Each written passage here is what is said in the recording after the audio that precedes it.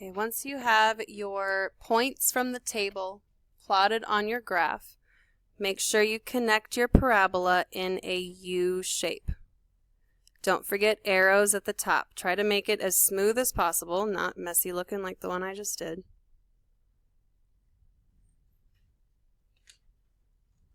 It's really important down by the vertex that you try to smooth it out and make it a curvy U, not a V. Try to make that as curved as possible at the vertex.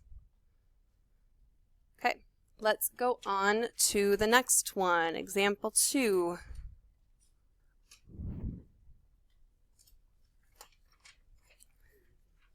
Graph -1/3 x squared.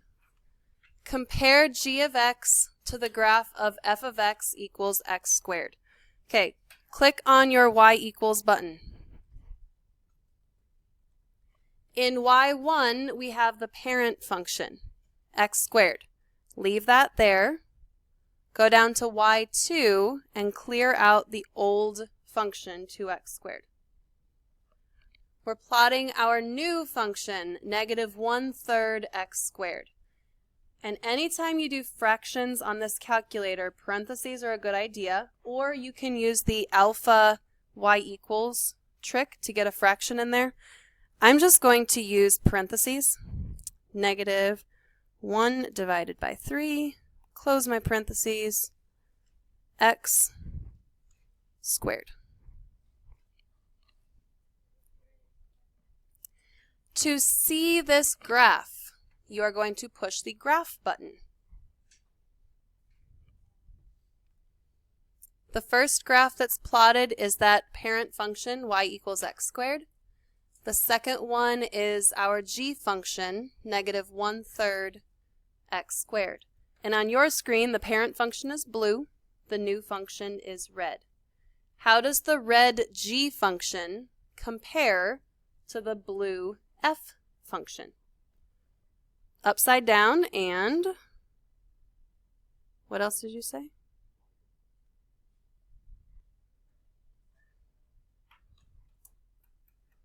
On the EOC test, they are probably going to give you questions like this. How does this graph compare to this other graph? And you'll have to look at the options listed and use the graphing calculator to help you. If you can graph both of them in the graphing calculator, you can compare the pictures and you can explain using words what's different between them. All right, to actually put the red graph on our paper, we need to go to the table. To get to the table, second graph button. And remember, in your table, the middle column, that y1, that's the parent function. That's the graph that we're just kind of ignoring. We have it in the calculator so we can compare the pictures, but we aren't graphing that one. So ignore the middle column. We're just looking at x and y2. And if you want to write y2 on your table to help you remember that, hey, I graphed this one in y2, so it's x and y2. All right, when I look at this, I think -2, -1.333, gross. Do you really want to graph a decimal? No. Now, you can move up and down on this table. Use your up and down arrows, and you can look at different x values. So I'm looking at -3, -3. That sounds pretty easy to graph, so I'm going to use that point. -3, -3. -2, -1.3 repeated, gross. -1, -0.3 repeated, gross. How about 0, 0? That one's pretty easy to graph. And then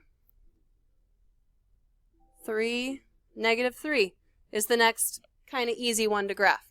You really need, at a very, very minimum, 3 points to make your parabola. The nice thing is you can look at the graph and help to match how your graph should look using the graph on your calculator. So plot the points, -3, 3, 0, oops, -3, -3, mistake.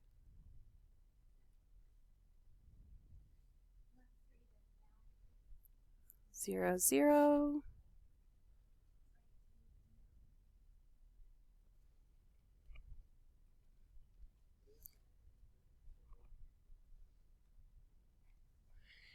And if you're unsure how to connect those points to make it look like your graph, push the graph button again. We're looking at the lower parabola, the one that's flipped, that's upside down, and the one that's wider. So connect your points so it looks kind of like the parabola on your screen. Oops.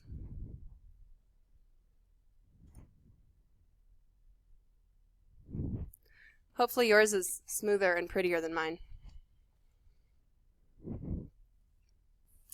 I'd like you to do numbers 3, 4, and 5. Example 3, example 4, and example 5 as your assignment.